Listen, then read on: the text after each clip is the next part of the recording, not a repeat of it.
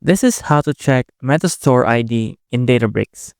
From your Databricks dashboard, go to Workspace, click Manage Account, go to Catalog, click your Metastore name, and in the URL, you can find a long ID composed with numbers and letters after data.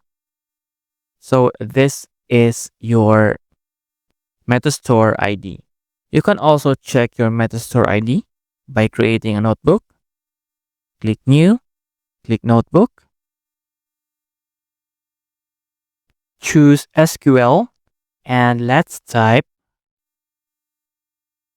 select current Metastore.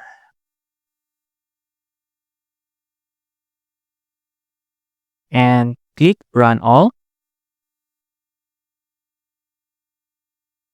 So this is your Metastore ID.